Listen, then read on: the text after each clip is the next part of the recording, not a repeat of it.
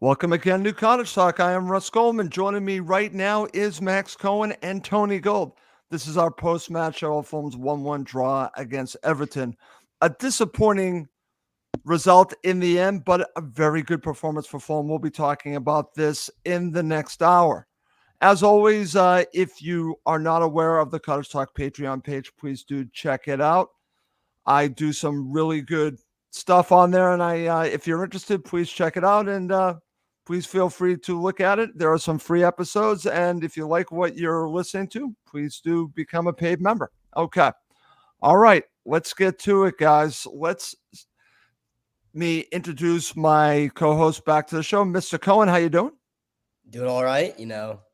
Less good after that late equalizer at Goodison Park. But, after all our good luck there recently, maybe it's just luck turning against us in Merseyside because that's a match we should have won. And not a hot take, but just devastating to give that up. And it's the exact same thing as a West Ham match. Exact same feeling. I totally agree. And we're going to be talking about that because I've got some very interesting talking points to go through with you, Max. And it's a really bad way to end the match, just like West Ham. But here's the thing. And I've seen this over the course of my time with Fulham. It happens. But I think you would agree with me that the performance overall was very good. Yeah, we were superb. And that's what makes it so frustrating, right? Is that we should have been 2-3 goals up. Everton were terrible. I mean, they should have been relegated a long time ago. I have some friends who are Everton supporters. I don't hate the club. I really don't, but they don't deserve to be in the Premier League. They're lucky Southampton are terrible this year and Wolves don't look very good and Palace might go down because they've been skating by for so many seasons. And we're just fortunate we're not them, right? Because that could have been us in a different reality. But, I mean, the attacking play, Reece Nelson, I think I need to give him a shout out because he deserves a start. We're going to talk about him. We are absolutely going to talk, but that's one of the talking points. Thank you for actually being Nostradamus Max there. We're going to be talking about Reece Nelson. I'm glad that you mentioned that. Okay, Mr. Gold, thank you for joining us. This is actually, I think, the first time the three of us have done a show. Thank you for joining us at the last minute. Pleasure. Looking forward to it. Okay, so give me your opening thoughts before we go through my talking points. Yeah, very much similar to what Max just said, to be perfectly honest. It was it's so frustrating, but it's typical Fulham. We played so well yesterday, given what happened last weekend, which was, we don't really need to go over that again. But the fact that they came out away from home, put in a really strong performance, and then, to give away a goal in the 94th minute, having defended, really well for the game and taken the game to Everton. But, we got punished for probably not taking another chance and then for not defending that phase of play the way that we should have defended it and seen the game out. And, we'll come on to the reasons why at the moment. But, yeah, very frustrating given the fact that we actually played really well yesterday. We did, Tony, and you and I talked right after the match, and it was very disappointing, and I understood your frustration. I have the same frustration as well. And that's what's good about doing this show is that we can get it off our chest and really talk about exactly what we watched. But I think we're all in agreement that the performance was very good and actually encouraging in many ways, but they need to see these matches out. They have, over the past season, it's been basically catch-22. Either they do or they don't. It's pretty even, and this is the second match that they've let slip away that they end up in a draw, like Max said, the West Ham match. So why is that happening? Now it's happened 2 times. So let's go to Cottage Talk talking points. Maybe this is part of the reason. And you and I talked about this. So are Fulham too nice, Tony? Let's talk about what you meant by that when you talked to me after the match, and then I'll go to Max and get his thoughts on this talking point. Are they too nice to see these matches out? Are they not doing enough? Are they not gritty enough? What are your thoughts? It's not that they're not doing enough. I think that it's about being clinical and being ruthless at both ends of the pitch. And I think at the moment, it's difficult because defensively, as I said, I don't think collectively we are defending particularly well. And the fact that we've only kept 1 clean sheet, and ironically that was against Forest. So, try and make it make sense. But ultimately, we're not defending well enough collectively. And I still think that, again, yesterday, the goal we conceded, we could have defended it better. There was 3 phases of play before that ball ended up in the back of our net. Tete could have cut the cross out. Robinson could have done better. Diop could have done better. And they were all ball watching pretty much. And ultimately, that's a poor goal to give away, regardless whether it's the 94th minute, 3rd minute, whatever. And we are conceding soft goals, in my opinion. And we do need to be a little bit, not nastier, but we just need to be a little bit stronger, a little bit more ruthless in those areas. And if we can tighten up there, then, you know, it was 2 points dropped yesterday. We dropped 2 points. You know, and we can't keep on going into these games. West Ham, we dropped 2 points. You know, that's 4 points already. You can even argue that Manchester United, the first game of the season, we dropped points. And we keep on getting into a situation where we're dropping points needlessly. And we need to be a little bit stronger and a little bit tougher in those situations. And for me, at the moment, we've got a little bit of a weak underbelly that we need to address, or Silva needs to address it. Okay, excellent stuff there. Over to you, Max. I want to get your thoughts on what Tony just shared. And what's interesting, I listened to what Marco said after the match, and he had full praise to his team, and they just did not see this out. These are the type of matches, you know, I think that they need to learn from this, but I said that after the West Ham match. I thought that they were able to do that, but they need to kill these games off too. And Marco actually, after the match, mentioned that this is what they need to do. They need to get that second goal. I thought right after they scored the first, you heard the commentary I heard. That's what they were talking about. It's like Fulham are going for the second goal, but maybe they were not ruthless enough. What are your thoughts? Are Fulham too nice? Yeah, I mean, I think Tony's spot on. I think soft underbelly is a perfect way to describe it. We don't kill off matches, and it has to do with the fact that we don't have a goal-scoring striker at the moment. I know Raul Jimenez is on great form, and I love Raul Jimenez, but I think we saw some instincts from him today where, you know, you're in the box, and he was just making the wrong decisions. It was actually a counterintuitive point, because I think he took the ball off Iwobi on 2 occasions when Iwobi would have had a tap in at the far post. And so I think you want your striker to be selfish. I hear maybe what I'm saying doesn't necessarily make sense with the point, but he just doesn't seem to have the wherewithal in that 6-yard box to know exactly what to do. Because you know what I'm talking about, guys. I mean, Iwobi was coming in from the left wing and would have had the header. I think 2 chances I'm talking about. So, you know, we don't kill off matches, but it's because we're not clinical enough in the final third. And Tony said it perfectly right about the goal. We'll talk about that later. But, God, it's sickening to see that. And I think I'm going to point the finger at Anthony Robinson and Diop particularly. Because absolutely. Robinson loses Ndiaye, and he just doesn't – I don't even think he knows he's behind him. And in stoppage time, when you're seeing out a 1-0 match, that's inexplicable. Yes, he could have gotten help from someone else. But as a fullback, you need to be stronger in that situation. And then Diop is just, I mean, he's the tallest guy in the pitch, and he's lost. He's lost in his own 6-yard box, and you can't have a center half do that. Okay. And I hate to say it, would that have happened if Anderson was in there? I guess. No, absolutely not.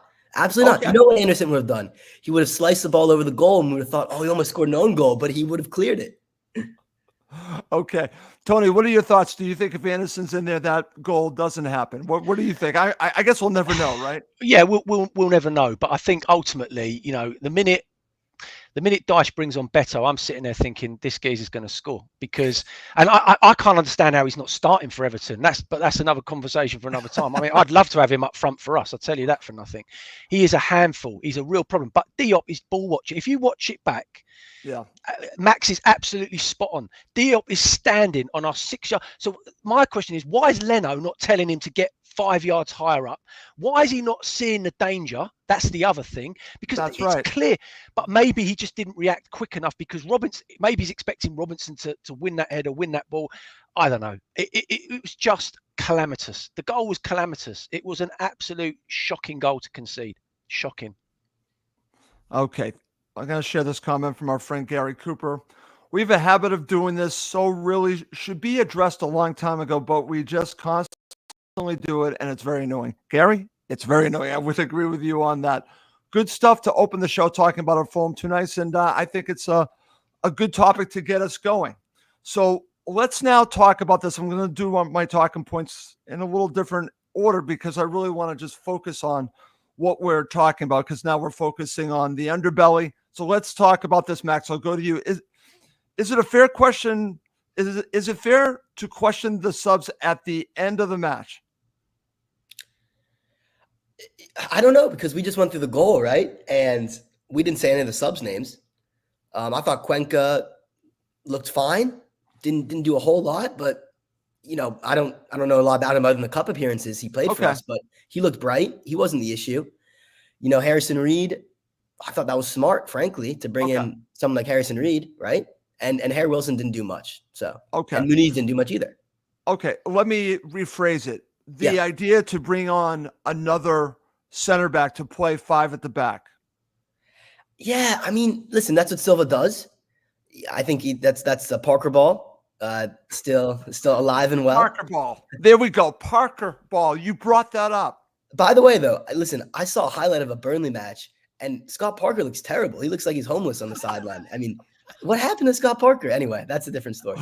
But I think, listen, Tony said it. You bring on a striker like Beto, who's a big lad. I think you want another center back. I don't hate it. But I think the difference, of course, is that instead of bringing on Diop starting, right? So we bring on Cuenca. I thought he was good. So I don't know. I mean, it's a push and pull, right? You don't want to be too negative, but at the same time, you don't want to be under-equipped to deal with what the opposition is throwing at you. Okay. Interesting point. Over to you, Tony. And what is also interesting is the decision that was made by Deitch. Again, he has Keane up top now with Beto. Now, you can make the argument that Marco decided to do this because of that decision. However, he's done this several times, so I don't know if I buy that.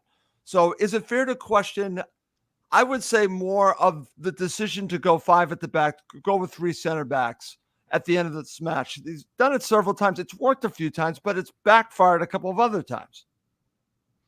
A manager lives and dies by the decisions he makes, Russ. And I think waking up this morning, Silva will be kicking himself. Listen, he did it with the right intentions. I can understand why he did it. There's always going to be an argument and an opinion that, well, Fulham are on the front foot, don't change it. They're comfortable. Why change it? The manager makes the decisions at the end of the day. Yesterday, at the end of the day, Silva got it wrong. It didn't work. It didn't, because we conceded the late goal, and the whole idea of making the changes and bringing on the extra centre was to stop that from happening. So he's got to look at, why that happened. Where were the players positioned? Where was Cuenca? I can't even remember where Cuenca was when the ball got delivered or came into the box. But if he's coming in there to shore us up defensively, and it just didn't work. And at the end of the day, we've dropped 2 points. Right. And that's something that we can't get past. But that's going to lead me to talk about another talking point, guys, because I know I wanted to start with some of the negative stuff because I think that's where we should start, because it is 2 points dropped. And we'll end with a very interesting topic as well. But let's now talk about a couple of positive talking points. So I'll go back to you, Tony. The passing throughout the match for Fulham was excellent. That gives me hope for what they're trying to build here, because they dominated the play. I didn't see this coming against Everton. I thought Everton would make things harder, but Fulham basically posed their will on Everton. Everton could do nothing. How many times did you see Pickford kick it long and it ended up right with Leno? I thought that was a joke. It happened over and over again, but I think that also came to how Fulham approached this, not just with the passing, but overall with their approach. But the passing was excellent. They were just opening up these opportunities, some clear-cut chances. What are your thoughts about the passing? Am I making too much of this? Because I don't think I am. No, I think we moved the ball really well. I thought, Berg and Pereira were much better than last week. That's for sure. I think Smith Rowe took time to get into the game, but certainly second half he upped his levels, and we saw, the kind of player that we know that he can be, and we want him to be. And look, I think we dominated Everton pretty much. And as I said, the late goal will hurt. That the players would have been sitting in the dressing room at the end of that game feeling like they'd suffered a defeat. I promise you, that really would have hurt, because they did play very well and they worked hard and they did their jobs. They did what they needed to do, and they were in pole position. And we come away with the 1-0. We're talking about a great result, clean sheet, moving on to Brentford, and everyone's buzzing. That would have felt like a defeat simply because of the nature in which the game was pretty much snatched away in that crazy minute of poor defending. Right. And it's funny because I heard Marco talk about how the players were disappointed after the match, and he was dealing with that, and they have a right to be because they gave everything that they could, and they just did not see this out, and it changes the mood. It changes the mood, not just for us, but actually the players themselves. So I'm glad that we're talking about this. But Max, I want to get your thoughts because we've been trying to see what was going on with Fulham. What you saw a real positive direction, really a system really showing itself out in this match compared to what Everton gave you. I don't know what they were doing, but I certainly know what Fulham were doing. So I want to get your thoughts on Fulham's passing throughout the match. It was excellent, I thought. Yeah, it was superb. I think Tony's totally right that Berg and Pereira stepped up after the Villa debacle.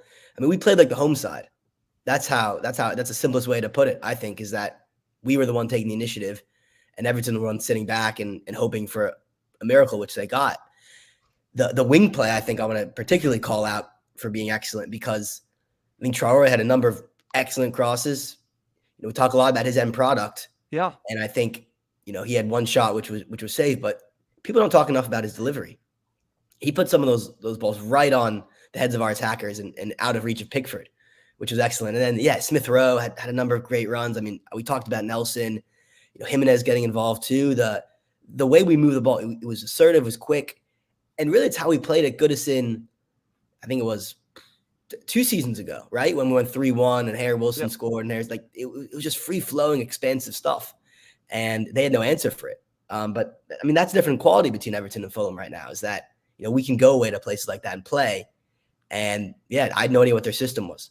I mean, the thing about Everton, Russ, is that it's just a team made up of Premier League players who were good like 4 or 5 seasons ago. I think Tony mentioned it, how Calvert-Lewin's still starting. I mean, this is someone who it was superb in 2019, 2020. Not the same player, man. That's not anything since. I mean, Idrissa Gana Gueye. I mean, this is, again, a player who was amazing in like the 2018, 2019 seasons. And our recruitment strategy has been getting players who are peaking now, and Everton's in the opposite direction. No, very good stuff. All right. I'm going to share this comment from our friend Gary Cooper again, and I'll go to you, Tony, after I read this. Because we aren't the best defensive, I think we should keep the attacking aspect up because when we try to tighten up, we invite pressure, and the majority of the times we can't handle it. I think he's spot on. Tony, your thoughts? Yeah, it's as I say, collectively, and you just have to look at our results and the goal. As I say, 1 clean sheet, Russ. That's it. And if you're a team that's pushing for top 10, then you have to defend better collectively. We've got good individuals, we know that, but collectively, there's still work that needs to be done. And so, you're expecting someone like Berg in there who's protecting the back 4. He needs to step up and do a little bit more defensively from midfield positions. You're asking Pereira to do something that doesn't come naturally for him. So maybe that's a change that he needs to make a little bit later in the game, like Harrison Reed come on and just to give us a little bit more protection. That's something he might, look at and consider moving forward. But we know going into the Brentford game, we know how they play and how forward thinking, Frank is. And we have to get, Silva has to get his tactics spot on in that game. Otherwise, we are going to struggle. And so for me at the moment, collectively, defensively, we still need to definitely step it up and be better. Okay, very good. All right, I'm going to share these comments from our friend Brian here. Without Lukic and Innocent, we played very well. And that's a point I made after the match. And yet I'm still disappointed. And I think that's how you would feel there, Max, right? Yeah, Brian made the perfect point, which we haven't talked about enough, is that I think Lukic has been our best central midfielder this year. Yeah. He's missing. We didn't miss him. I think that's credit to who played today.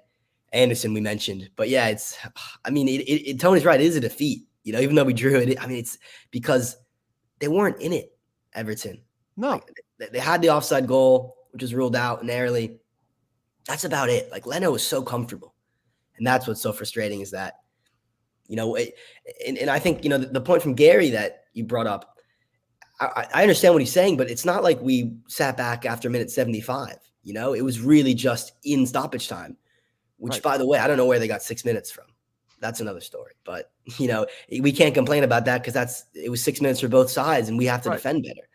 But going back to the City match a couple weeks ago, the way they killed off a game in stoppage time, I sat here talking to you, Russ, about it, and I was derisive. I was saying, oh, it's a small club mentality. Look what they did to Fulham. Why can't we play like that? Honestly.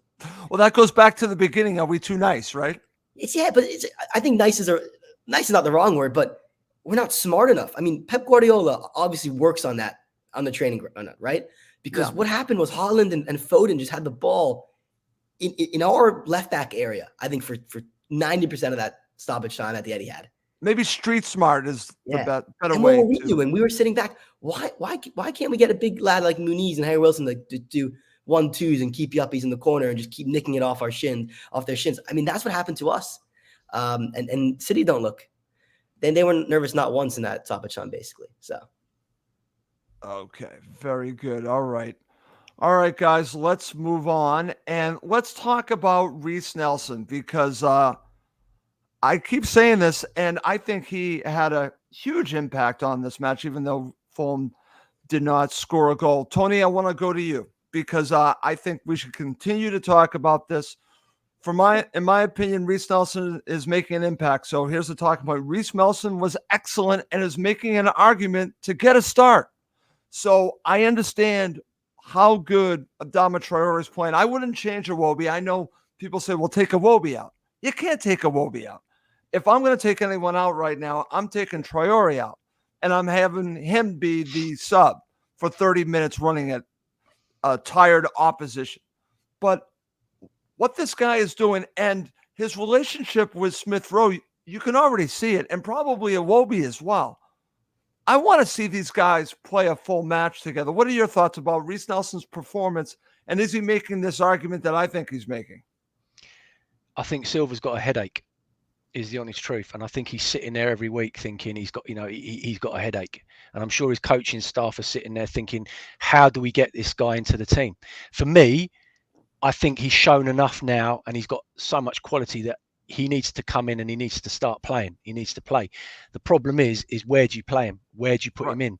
Because in the final third, we're actually doing okay. You can't say anyone's playing particularly badly or whatever. Traore. Look, we all know why. We all know Traore's skills and qualities, and we also know his deficiencies. If the geezer could finish, he wouldn't be playing for Fulham. We all know that. But ultimately, I think that's the only change that Silva can make is to pull Traore out and put Nelson in. And like you say, with 30 minutes left, bring Traore on and let him absolutely go and skin fullbacks and give them a hard time.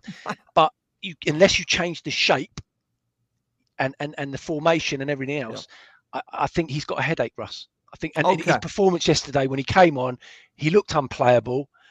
His flicks, his pace, he was breezing past defenders. That's what you want. That's what we need. Look at what he did. Look how he got past defenders, Tony. It was fantastic to watch, and I'm thinking, this guy's got to start. He's got to start. I mean, personally, I'd throw him in against Brentford. I'd start him against Brentford, 100%. Okay. Over to you, Max. I'm glad that we can now talk about Nelson. You mentioned this at the beginning of the show, and I wanted to focus on it because is it a good problem to have that you have this, or is it an issue because you have some good players and you might have to change things up if you bring Nelson on? But my Lord, what he offered in this match, I thought was tremendous. And I look at Traore and I love what Traore is doing. It would be harsh on him to drop him. But do you consider this?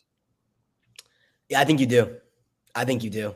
And it's hard for me to say because I'm one of Adama's, I think, biggest fans at the club. I love him. I just love him. But if you think about his attributes, there's an argument to be made. He is best coming on at 60 minutes, right? Playing the final half an hour against tired legs. Yep. And after that, I mean, that Reece Nelson substitute appearance, as you guys just said, that was one of the most memorable ones in recent memory. Of course, he didn't score, he didn't assist. It's not like he changed the match per se, but the quality of his touches on the left wing. This is the player you're like, okay, this is an Arsenal product, this is why we have him. Exactly. Because he's doing things that no one else on the pitch can do. And I think the flick and the nutmeg, and my favorite thing he did, it didn't actually work out, but when he beat those players and he was one-on-one with Idrissa Gana in the box, the way he slows down and then takes that touch with his right foot right by him, that could have been either a penalty or he could have just gone by. It was a good tackle by Idrissa Gay, to be fair. But that was right. That was a good tackle, but that could have gone the other way. That yeah, could have gone as a penalty if it wasn't such a good tackle. I'm glad that you mentioned that because that made the defender make that decision. and I love when wingers do that, right? Because I think so often in the modern football we see, wingers, and I think he is right-footed, right, cutting inside all the time. And when he can bring that into the equation, which is go to the byline, he's expecting him to cut inside. It's a next IQ kind of play. So I love that from Reece Nelson. I think he probably should start. I agree with you guys. I think he should, but I think it would be harsh on Traore. But I think at some point he deserves a chance to start. And I like the chemistry that I see with his teammates. He knows some of them, and I think it's really good. So that's why okay. Let's end Cottage Talk talking points with something that Tony said to me. So let's get to it, guys. This is a good one. Here it is. It is the hope that kills you with Fulham. So Max, I'll actually go to you because I know my conversation with Tony, and then I'll ask him about it. But Tony said this to me right after the match. If you look at the table, at the time before Beto scores, Fulham are on 14 points. They're sitting at 8th, and everything looks different. And you're thinking, it really is that, it's that hope, because you're thinking they're on their way to Europe. They're on their way to pushing up the table to really being a player. And then you get the sucker punch, and they're like, okay, well, this is Fulham. So it is the hope that kills you. I want to get your thoughts on it. Yeah, that's why I never look at the live table, because there's no bigger liar than the live table in the world. Because at the end of the day, it means nothing. because the match isn't over, and then you get yourself crazy. No, I totally agree. Like, it's just, but at this point, I don't even think there is hope anymore in terms of this result and the West Ham result and the United result. It's like we give up late goals. It's what we do, and we have to become accustomed to that, unfortunately, as supporters, because the mentality isn't there. And it's weird because it's not something you can necessarily quantify with a substitution or a game decision. It's just now in the back of the mind of every Fulham player, whether we like it or not, when we get to the last couple minutes of the match, they're going to be thinking about, we might concede. And that's the worst thing you can have. No, I as know. a professional athlete is a mentality. Because we have it as supporters, and we get quiet. The other team feels it, and it's really hard to change. But that's what Marcus Silva's there for, and that's why I'm not a manager. No, that's a good point. It's really a Marco Silva issue. And Tony, you brought this up to me. It is the hope that kills you. I agree with you. The minute you said that to me, I was like, yep, you're 100% right. I've gone through this so many times. It's funny. It's something that Dan Crawford said to me when talking about getting players. He says, it's like, why can't Fulham have nice things? It's a similar thing. Why do we always seem to be the team that you lose a Mitro, you lose a Pavlina? Why can't we have nice things? It's on that similar wavelength, except this is a little bit controllable. If you see the match out, you're in a completely different spot. So give me your thoughts on what you shared with me after the match. It's that fine line, Russ. And it's the fine line that Fulham have yet to resolve, or Silva has yet to resolve. And I'm always saying that every season is about progression. And I think we have progressed, and we've now stagnated to a point because the squad still lacks depth. We still lack, as Max touched on very early, about a striker. We can't carry on relying on Muniz and Raul. We need to have a Mitrovic kind of replacement, and we haven't had that yet. So ultimately, it's why Villa have kicked on. It's why Brighton have kicked on. It's why Forest are kicking on this season. Look at Forest now. I know we beat them, but they've suddenly got a little bit of strength about them now. They've brought in Milenkovic, who's really made a big difference to them. They've solidified in areas. They've got pace out wide. Chris Wood, we spoke about Chris Wood. He's the kind of player that we miss, the kind of player that we need. We don't have that kind of, aggressive sort of player that's going to, take you up a level. So I think at the moment for me, Russ, is that, it's the hope that kills you. But Fulham, Silva needs to address that, maybe not necessarily in January, but certainly in the summer, if we're looking to carry on progressing and growing. And I think at the moment we've just hit a baseline. I'm glad that you said this, Tony. You and I have talked a lot about this, especially you could see it against Aston Villa. It's that lack of depth, quality depth. 2 or 3 players that you can change the game, that you can consistently change the game. Nothing against Harry Wilson, nothing against him, or like you said, having Rodrigo Muniz. But at this point, are they primarily game changers? I don't think so. These other clubs that we're talking about, they have game changers that they can come off the bench or they can change from week to week. We don't really have that. We have a strong starting 11 and a few other players that we can add to the mix. But that's where we get ourselves into trouble. It's funny. We can go all the way back to Roy's days where we had this starting 11. It was etched in stone, right? It was etched in stone. And they still found a way because of that solidity. But if you look at it now, maybe you need different types of players to play different types of matches and in different types of situations. Like you said, when you're in a bad situation, you got to have a way to change the game. And Silva really doesn't have a lot of options there, Tony, to change the game. And like Max said, you even brought up Beto, okay? It would be nice to have a Beto. It would be nice to have a Chris Wood, a player like that you can put in there and you can count on, along with the Raul Jimenez's of the world and Rodrigo Muniz. I don't even count Carlos Vinicius at this point. So I understand the frustration. I totally do. Because that's who they are right now. And I'm going to share this from Steve Reynolds, and I think this goes to our discussion. Wilson and Reed are good championship players. TC's good for 30 minutes. It's not good enough. It's not good enough. You and I have talked, Tony, about Tom Kearney and Harrison Reed, even though I was saying I would have liked to have seen Harrison Reed start the match, this last match, because I think in spurts he has something to offer. But at some point we have to move on from these players and get better quality than what we currently have on the bench, Tony. 100%. I think, Steve is right. We've got, that's why Bobby Decordova-Reid moved on. That's look where right. he's gone now. He's gone to Leicester. That's probably the right sort of club. And whether they survive or not, he is a championship, top end championship player. And I think our bench, you look at our bench, it's a top end championship bench. You look at Villa's bench last week. You'd love to have some of the options that they had on their bench to bring on. Even Everton yesterday, some of the players they've got on their bench.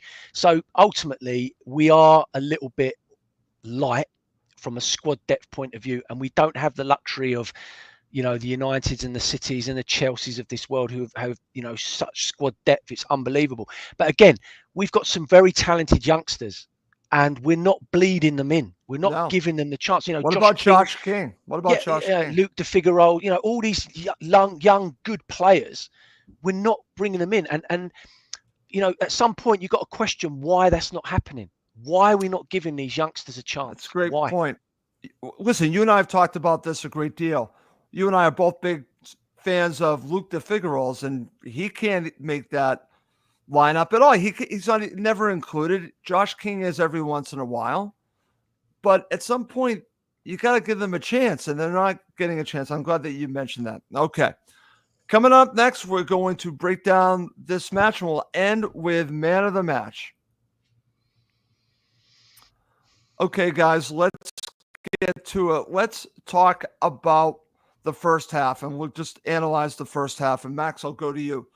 Fulham actually created some decent opportunities. I think Marco said after the match, 3 to 4 clear-cut opportunities. I thought it was maybe 2 or 3, but there were some really good opportunities. One by Traore was good. There was a couple of other opportunities to score a goal here. Really good opportunities that just didn't come off. You had the opportunity from Smith Rowe. Okay, really good opportunities. But then on the flip side, you have that one opportunity from Everton that hits the crossbar, and then it's a disallowed goal because he's offside, Calvert-Lewin. But overall, Fulham were dominant in the first half. That's the way I look at it. I want to get your analysis of the first half. Yeah, I mean, nothing really happened the first 20 minutes at all. And then we turned it on. And then we were the aggressive side who was asking all the questions. Halftime came at the wrong time, I feel, for us, because we were all over them. The Smith Rowe chance was, the best of the lot. It's a tough technique for him. It's just a little bit behind him. But I feel with Smith Rowe, he can do a bit better. I don't know. Because it hits his shin. It's his shin pad. And I know it's difficult, but he's not really marked. He's really close to goal. If he just keeps that down, gets it on target, that's a goal, 100%. So that was frustrating to miss that, because you look at the match and, we're talking about how we didn't get a 2-goal lead. If we go up there, again, it's a very different story. We need to finish these chances. But I love the way Iwobi was playing. I know we're going to get to Matt, but I mean, he was just excellent. And I haven't talked about him enough, because I think I was talking about Nelson, but we need to give Iwobi massive credit, because he went to his old club and just was clinical and was really, really good. And he was a part of a lot of that in the first half. And I just think that the wing play was really good. Traore and Iwobi combining, putting balls in the box. Jimenez giving us that kind of number 9 figure, not knocking down balls, holding up play a bit. I thought Pereira was maybe a bit anonymous in that first half, could have done more. But when you have Smith Rowe in that number 10 role, he's the one who shines. And I think that's kind of the consistent story of the season, is that we can talk about Pereira a lot, but he's just being played out of position, and he's doing a fine job of it. He's not doing great, not doing poor, but if you want to get the best out of Pereira, you need to get Smith Rowe out of the team. And we're not doing that. I'm not doing that. No, I know, but I'm just saying that is just a fact of the matter here. I agree with you. Yeah, he's a number 10. I agree with that. Yeah, I totally agree with that. Okay, over to you, Tony. Your thoughts on the first half? Anything else you want to add to it? No, I think Max covered. We dominated the ball. Ultimately, we dominated the ball, and that's what you want when you go to away from home. If you get on top and you dominate the ball, then you're doing something right. I think Max is absolutely right. The difference being is the only thing that was missing from that half of dominant football was a goal. That was it. And again, that's something that Silva needs to look at and address, because when you're dominating a team as much as we did in that first half, you've got to have something to show for it. And we didn't have anything to show for it at half time. So it's all well and good, we dominated the ball, we passed it well, but at the end of the day, it's all about putting the ball in the net. And we didn't do that. And that's something he has to address, because against the stronger teams that we come up against, like the Arsenals, Liverpools, Chelsea's, Man, it's no good dominating the ball and not scoring goals. So, that's something he needs to look at. Okay, great stuff. All right, before we move on, I want to go back to you, because I listened to a lot of commentary over the past 18 hours from an Everton perspective, because I was curious, Tony. And I listened to BBC Radio Merseyside right after the match. I can listen to it on an app. So I got to hear a lot of the callers calling in, and they were really ripping Everton apart on the way that they approached this, the way that Deitch approached this, let Fulham have the ball. A little praise for Fulham, but really just ripping their own team. So I'm curious to you about, why do you feel that Everton did not press Fulham? And I've actually heard a thought on this, that maybe Deitch was afraid of the threat of Iwobi and Traore. And that's the reason why he decided not to have Everton press, because they pressed earlier in their games this season. They did not press Fulham at all. Do you think that was tactical? I'm curious your thoughts on that. I think you just hit the nail on the head of being afraid. It's the fear factor. He knows how he would have done his homework. Their coaches would have done their homework, the analysis of how we play, the way we play. And, he set up to make sure that they weren't hit, very much how Villa set up against us last week. So I think that ultimately it was he knew our dangers, and he had to combat that. And so you have to give Fulham a lot of credit. Absolutely. For keeping Everton on the back foot. And at the end of the day, Dyche had to be brave. And there'll be arguments whether he was, at the end of the day during the game, but ultimately he's had the last laugh, because, in the final sort of 5 or 6 minutes, he was a little bit braver, made the changes, went for it, because I think they had to. And he was happy to sort of get caught on the counter-attack and maybe lose the game 2-0, but get something out of the game and maybe steal something. And that's what they did. Okay, very good. I'm going to share some comments I think you guys will appreciate or just be curious about. Here's from Gary Cooper. Maybe Pereira's best position is on the bench. We've talked about our thoughts on Pereira. It's 50-50 with the Fulham supporters. Here's an interesting one from Neil Stewart, and then I'll go to you, Max, when I get your thoughts on what Neil's sharing here. We have a bunch of glowing reviews about individual performances, but we're not getting the results we want. What change or changes do we make here, Max? That's a really good question, because that's a tough one to answer. but it's a very astute observation about the way the team is playing. I think the simplest thing to say is I don't think we do need to make a change per se, because we can get Lukic back, we can get Anderson back. With that kind of strong squad, everyone at full fitness, and maybe Reece Nelson starting, as we talked about. Yeah, I think that team does really well, and because you can't really make a tactical change in terms of giving up late goals, other than maybe Tony said, don't be as defensive. Yep. Take the game to them, better game management. But these aren't huge changes. I think by and large, the Fulham we've seen in the past month or so has been really good. And you just have to have faith that the results will match the performances, right? Okay, excellent stuff. All right, let's go on to the second half. I actually want to drill down on this a little bit more. Back to you, Tony, because we were just talking about Deitch's analysis of Fulham and the way that he set his team out. I'm curious what you thought about this, because you heard a lot of booing coming from Goodison Park. How many times, and I don't even remember, maybe a dozen times you saw Pickford hit it long and end up right with Leno. It happened over and over again in the second half. And that to me seemed to be the strategy. Was this something to do with Fulham? I want to get your thoughts on that, because you could hear the booing. And I was like, why do they keep doing this? They're refusing to play the ball off from the back. I don't know if this is what they do even a little bit. Were they afraid of Fulham's pressing? I'm curious your views on this. I can only assume that they were getting frustrated, and I can only assume after time Dyche is like, right, get them turned. Fulham are not great when they're having to defend their goal, and so ultimately I'm thinking he said to them, get them turned, get them pressed high up the pitch, and then we'll go and play off the the seconds and the thirds or whatever. And so yeah, and obviously that's not great attractive football to watch. If you're sitting there as an Everton fan, you're thinking, what the hell are we watching here? It's absolutely awful. But yeah, look, they were out of ideas, and as I say, the only frustrating thing for me, from my point of view, second half, is that we didn't put the game to bed. And and that's why people are sitting here so disappointed and frustrated and all the other things, because given the performance and the way we played and the way that individuals played, we should have won the game. We should have won Absolutely. the game, and no question that's the frustrating element here. But look, ultimately, I don't think, other than defending the goal better, and maybe taking another chance, Fulham did everything they needed to do to win that game and win it comfortably. Totally agree.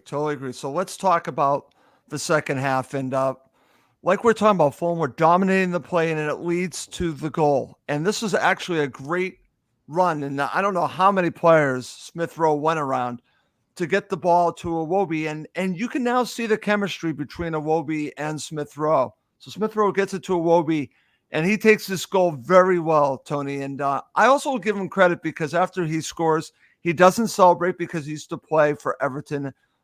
Want to give him, I thought that was a class move by him. I know he's a Fulham player now, but I understand playing for a former side, so I want to just mention that. But what did you make of the goal and the lead up to it? Yeah, listen, Smith Rowe showed his qualities, broke through the lines, causing problems, dragged players out, slips a lovely ball in to Iwobi, and that finish yesterday hasn't been talked about enough. He didn't panic, he didn't smash it, he actually passed it into the goal. It was a really composed, a really good finish, and really summed up his performance yesterday, to be perfectly honest. The best player on the pitch by a country mile. So yeah, it was a great goal, great finish. But that's what Smith Rowe can do. When you get him the ball in those areas, that's what he's capable of. He can open up teams, he can open up areas, and we need to see more of that. We need to see more of that freedom. But that's him growing in confidence. That's all about him, showing that work ethic, which I think has been questioned a little bit. He's not working hard enough off the ball. He's not doing enough off the ball. He's not up to match fitness. Well, I think, he's getting the minutes in his tank now, and I think we need to see more of that confidence from Smith Rowe moving forward. Okay, excellent stuff. Okay, Max, over to you. So we'll talk about all the way leading up, unfortunately, to the equalizer. So you got this opportunity after Fulham score, and as we were talking about, they bring Reece Nelson on as the right decision. What did you make of Fulham's play up until, say, the, I don't know, 81st, 82nd minute? Then we'll talk about the end of the match. Yeah, I mean, we were still dominant. We were getting out on the counterattack easily. There was so much space in behind, but there weren't that many clear-cut chances, to be fair. It was good play, but I think there was one cross got flashed right behind. I think it was Smith Rowe in the middle, but it was actually Decore who got ahead of it. And that was like a Joachim Anderson type defensive intervention with his back. It was facing his own goal, and he just flicked it clear. We were the only team in it. I wasn't nervous. That's the thing is, sometimes you feel a shift playing away from home, right? Goal, but nothing really changed that much until the very end. I think we saw 6 minutes flashed, and we said, "Oh no!" You had a feeling, where have they gotten 6 from, and what's going to happen? But we kept at it.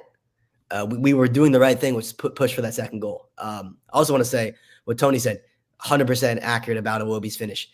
That is an underrated goal in terms of the actual passing to the back of the net, because so many players would just smash that or panic, as Tony said. And the composure in that situation, that's superb. And there's only one place he could have put it, and he put it perfectly in there.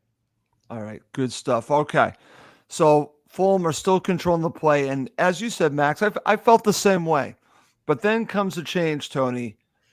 Deitch rolls the dice and brings on Beto, and basically at this point they're just trying to see if they can get anything from this, and they're just going to throw it all up front. And then Fulham make their decision. Marco makes his decision to bring on a third center back. So now you have all the pressure coming at Fulham with Beto and Keane up front, and then you have the goal in stoppage time that gives Everton a point. I don't think they deserved the point. I think Fulham deserved all 3 points. We've already talked a little bit about the goal and how annoying it was to give up. So let's go through it. You got Anthony Robinson. We've already talked about Tete, and then, of course, Diop. But there's a bunch of players in that situation. They just didn't get it done. So let's talk about the equalizer from Everton. Yeah, listen, collectively, as I said, they're going to be very disappointed with that goal. Very frustrated, very disappointed. I'd love to know what Silva's instructions were to Cuenca when he threw him on. When they see Beto goes on, surely someone's just got to go man to man, mark him, man to man. When he came on for that 15 minutes he was on the pitch for, he caused us problems. He caused us a lot of problems, and we never got to grips with it. And so, surely Silva's looking at thinking, right, you know what, just stick a man on him, just go man for man. Don't give him the space, don't give him the time. He knows he's a physical, difficult player to play against. And we just, I don't know, we just didn't seem to get to grips with him at all. But as I say, the goal, they don't need telling. They will be very disappointed with that. And as I say, Tete's got to do better with the cross. Robinson's got to do better with the, when the balls come over, and then Diop's got to do better when the ball goes back into that area. It was just a poor goal, and we are giving away poor goals regularly. That we wasn't just yesterday. Yeah. Look at Villa last week. Yeah. Goals we gave away. Look at City the week before that. Goals we gave away. We're giving away poor goals, and that's something that needs to be addressed. Has to be addressed. It's a good point, Tony. And you and I, we've talked about it overall on this show. And I think if we don't look at the faults of Fulham, then we're not doing our job. We can talk about the good things, but we also have to talk about the things that we work on. And that's what's frustrating, guys. And I was talking to someone about this morning, that what frustrates me is that the three of us are doing this show, and we're doing a really good job breaking down this match and giving the Fulham supporters information. The other podcast, Fulhamish, and That's So Craven and Fulham Focus, all the podcasts are doing this. The media in the UK spend so little time talking Fulham, and it just infuriates me, the lack of information that we have. And I'm going to give you an example of that before we go to man of the match, because I want to get your thoughts on man of the match. Does anyone know what happened to Andreas Pereira? This is what frustrates me, that there's no talk about it. I've not seen anyone write about it Does anyone know what happened to Andreas Pereira, Tony? Because he goes off. He looked not like he had a knock, but he might be injured. Did you notice this as well?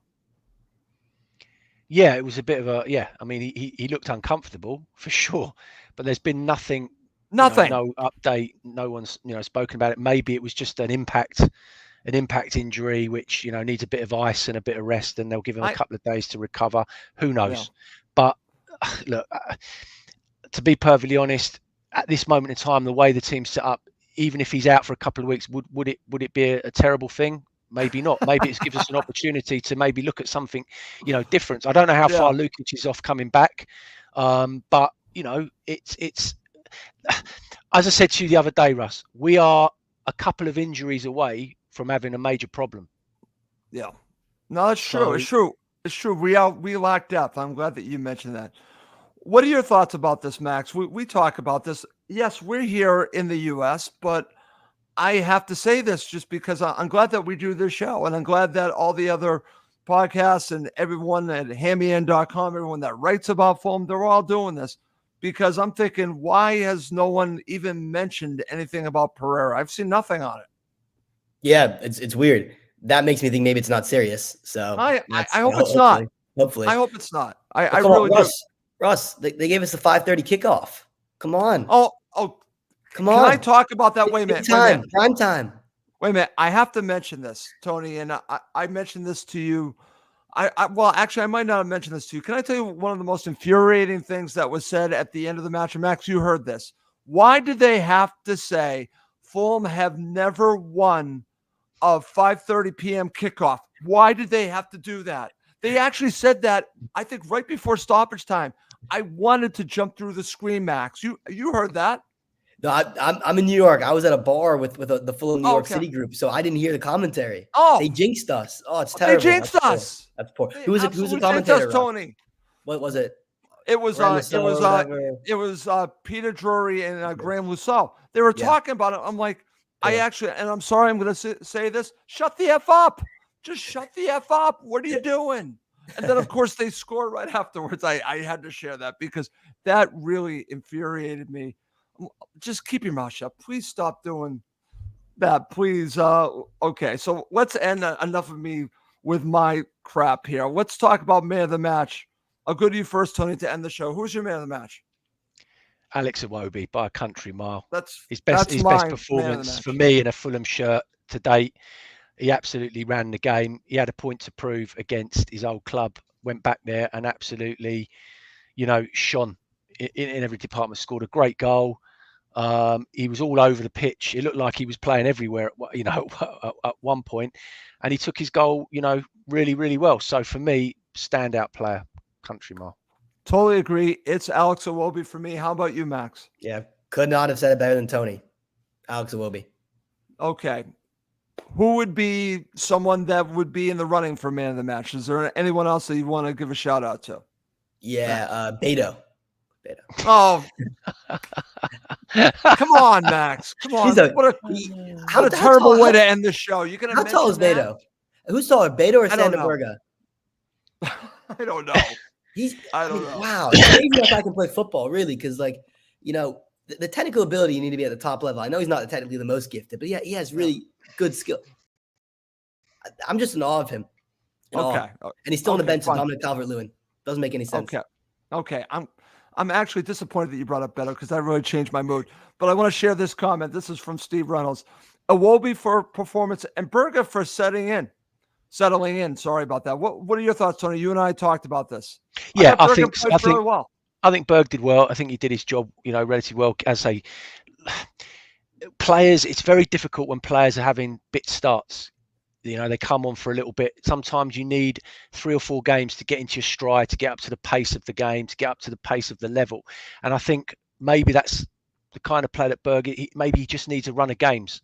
And, that would have done him the world of good yesterday. Let's see how he does against, Brentford. I'm expecting a big performance from the group and from him in particular. But he was definitely up there. And Smith-Rowe, I think, also needs a mention, because he took a lot of stick last week. A lot of people questioned his mentality and I think he delivered yesterday. Okay, very good. All right. Great show, guys. This was a lot of fun, and it's the first time we did a show together, so it's great. And Giannis could not join us, and hopefully Giannis will be back very soon, and we look forward to doing it with him. But thank you, Tony, for joining me and Max. Pleasure. Thank you for having me. Loved it. Great. And Max, you're in New York, right? I'm in New York. The Fulham New York City fan group is alive and well. It was a great turnout. We had someone who's a season ticket holder and lives in Fulham, right by the ground, right by the Cottage, and he was over for a match. A couple of the regulars. It was a great time. Yeah. Oh, that is great. And I'll just share this with you, Max, before we go, that I'll be seeing a mutual friend of ours this week who's actually coming up to Boston. Very exciting. Is that Dan? That would be Dan Crawford. Is actually going to be in the U.S. and he's going to be coming up here. He said he's going to fly out to London. He's going to come to Boston for a few days. I think he's coming on Halloween. So he's I don't know what that means. Yeah, it's a trick or treat. We don't know which one. Exactly. No, but one thing I'll say, a funny story about the Fulham game I watched yesterday. So we're in New York City, where we have a Fulham supporter bar where we go to, but of course it's a bar with all other sports going on. And there were a lot of Barca fans there ahead of El Clasico, who then went home very happy. But these guys are looking at our kits and they're like, Fulham, what are you Fulham fans for? And these fans are just, but it wasn't good nature. And I said to them, it's okay. We got a Adama Traore, okay? We're going to keep him company. He's a former Barca player. He's going to do great. Just watch. But it was good banter. But that's the thing about being a Fulham fan all across the world. Barca are one of the best teams in the world, play great football, win 4-0 away at the Bernabeu. But will they ever really have the feeling we have as a Fulham community when you see a Fulham fan in the wild? Because there are, hundreds of millions of Barca fans in the world, you could argue. But for us, seeing a fellow Fulham fan, no matter what you know about them, you see that badge and it lights up your face. And it's special. You don't get that with other clubs. I totally agree, Max. I completely agree. And I get this on such a regular basis. It happens to me at least 2 or 3 times a week. Why Fulham? It'll just be that question. I could do a whole podcast entitled Why Fulham, because people ask me it over and over and over again.